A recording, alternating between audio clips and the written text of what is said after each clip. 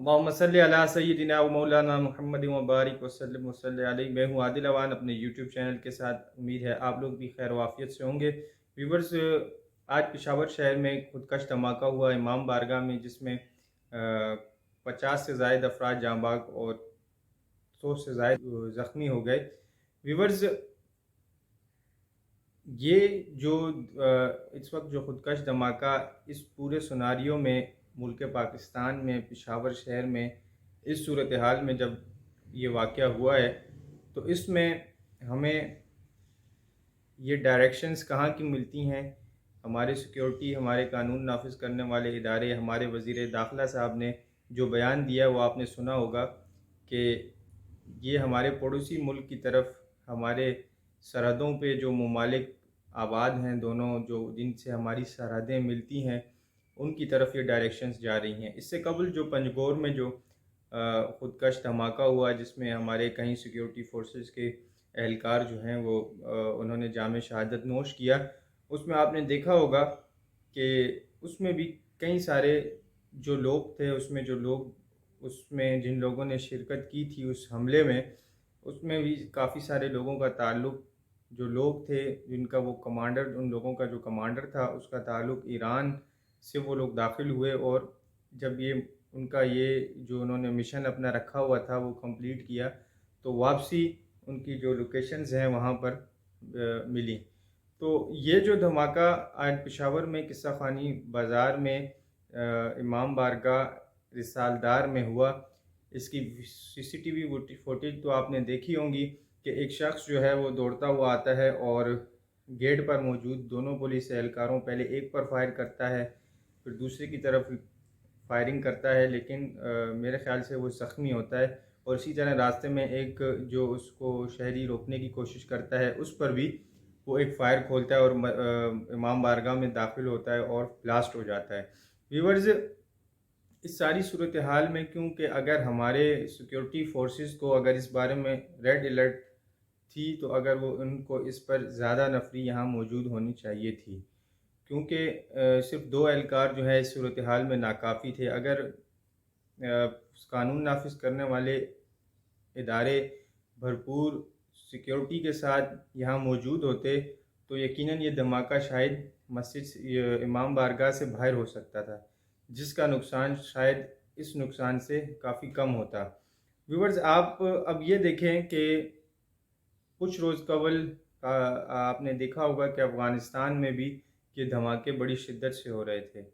और अब वहाँ तो कंट्रोल हो गए, लेकिन अब यहाँ पाकिस्तान में दोबारा शुरू हो गए। उसकी वजह यही है कि पाकिस्तान और अफ़गान तालिबान मुखालिफ जो तालिबान हैं, तहरीक तालिबान पाकिस्तान जिनका नाम है, उन लोगों ने हमारी इंडिया के साथ, हमारे मुल्क, पड़ोसी मुल्क भारत के साथ मिलकर जो है अब हमारे ख़िलाफ़ ये जो है बुज़दिलाना कार्रवाइयाँ शुरू कर दी हैं। यकीनन वो सामने आके तो लड़ नहीं सकते, इस वजह से इस तरह के ओछे हथकंडे जो हैं वो हमारी स्टेट के ख़िलाफ़, हमारे मुल्क के ख़िलाफ़ और हमारे शहरियों के ख़िलाफ़ इस्तेमाल कर रहे हैं। लेकिन हमारा जो इस वक्त मुल्क पाकिस्तान, क्योंकि 5th जनरेशन वार जो है वो शुरू हो चुकी है, और ये जो टोटल सिनेरियो इस दुनिया का बनता चला जा रहा है। अब यूक्रेन और रूस का देख लें मामला, इस तरह इससे पहले जितने भी मुस्लिम ममालिक जो हैं उन पर जारियत की गई और उनका पूरा सिस्टम जो है वो तहस नहस कर दिया। अब क्योंकि पूरी मुस्लिम कंट्रीज़ में सबसे जो असर व सूख रखने वाला मुल्क, जो ताकत रखने वाला मुल्क है, वो मुल्क पाकिस्तान है अल्हम्दुलिल्लाह। अब इन नादीदा क़ुव्वतों की जो नज़रें हैं वो सारी पाकिस्तान की तरफ लगी हुई हैं कि अब हम इसको कैसे डिरेल करें। इसलिए वो अब इन लोगों को पाकिस्तान के ख़िलाफ़ इस्तेमाल करके जो है पाकिस्तान को मुतासिर करना चाह रहे हैं, पाकिस्तान के सिस्टम को मुतासिर करना चाह रहे हैं। लेकिन हमें यकीन है कि हमारी अफवाज, हमारे मुल्क के जो शहरी हैं, हम ये समझते हैं कि इस मौके पर किसी भी मकतबा फ़िक्र से ताल्लुक़ रखने वाला शख्स हो, किसी भी मकतबा फ़िक्र से ताल्लुक़ रखने वाले उलमा हों, हम ये समझते हैं कि ये वक्त हमें आपस में इत्तेहाद और यकजहती का है। इस वक्त हमें इस अपने اپنی جانوں کے ساتھ ساتھ اس ملک کی حفاظت کرنی ہے۔ اگر یہ ملک ہوگا، یہ سرزمین ہوگی، تو ہم سب یقیناً محفوظ ہوں گے۔ اگر اس ملک کو کچھ ہوا، اگر اس ملک کی سرحدوں پر کوئی آنچ آئی، تو یقیناً ہماری بھی عزتیں، ہماری بھی جو زندگیاں ہیں وہ محفوظ نہیں رہیں گی۔ تو اب اس کی وجہ ایک بڑی آپ دیکھ لیں، یہ جو بات میں نے کی کہ اگر اس ملک پر آنچ آئی تو ہمارا بھی کوئی حال نہیں رہے گا، اس کی وجہ یہ ہے کہ آپ دیکھیں کہ یوکرائن کے پاس سب سے ایک نامور ملک ہے، ایک طاقت رکھنے والا ملک ہے، اس کے پاس ٹیکنالوجی کی دنیا میں نام ہے، معیشت اس کی اچھی ہے، لیکن ایسا کیا ہوا کہ روس اس پہ چڑھ دوڑا اور مطلب کافی ساری تباہی اب اس یوکرائن میں مچ چکی ہے۔ اس کی وجہ کیا ہے؟ اس کی وجہ یہی ہے ویورز کے 1999 میں پاکستان اور یوکرائن دونوں کو امریکہ نے آفر دی تھی کہ آپ اپنے جو دفاعی معاملات ہیں، جیسے ہمارا ایٹم بم ہے ہمارا، اس طرح یوکرائن کے پاس بھی تھا، تو اگر آپ امریکہ نے آفر کی تھی کہ اگر آپ اپنے ایٹم بمز جو ہیں وہ اگر ان پہ کام بند کر دیں، یا وہ جو سسٹم جو ہے وہ آپ ہمارے حوالے کریں، تو ہم آپ کو یقین دلاتے ہیں کہ آپ کی ٹوٹل سیکیورٹی جو ہے آپ کے اوپر کسی بھی ملک نے یا آپ کے اوپر کوئی بھی جارحیت کرتا ہے تو امریکہ ان کے سامنے کھڑا ہوگا، امریکہ سمجھے گا کہ یہ ہمارے اوپر یہ جارحیت کی گئی ہے۔ لیکن الحمدللہ اس وقت ضیاء الحق نے اور ملک پاکستان میں جو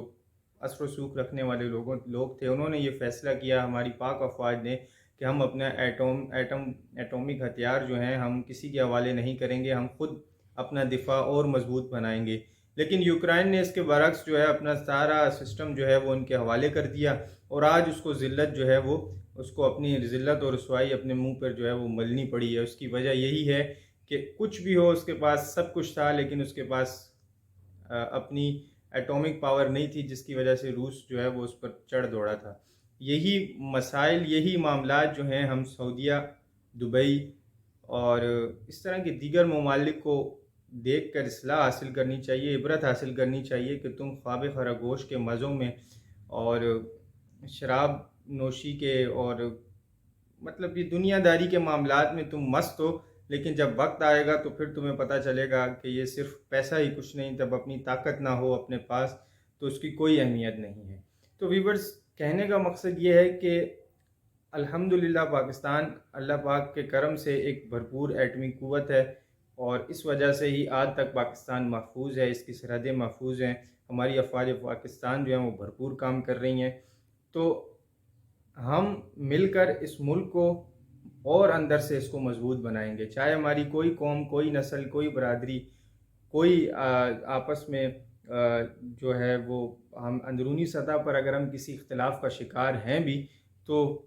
جب ہم انٹرنیشنل لیول پر اپنے ملک سے باہر کہیں جائیں تو ہم ایک پاکستانی کے طور پر اپنے ایک دوسرے کے ساتھ ملتے ہیں، جو یقیناً ایک اچھی بات ہے، خوشائند بات ہے۔ تو اسی طرح ہمیں ملک کے اندر بھی آپس میں کم سے کم ایک یہ سوچ رکھنی چاہیے کہ اس طرح کے واقعات میں ہمیں ایک ہونا چاہیے، آپس کے اتحاد اور نظریات جو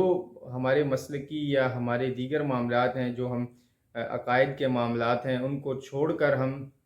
ایک انسانیت کے ناطے آپس میں ایک یکجہتی کا مظاہرہ کریں۔ تو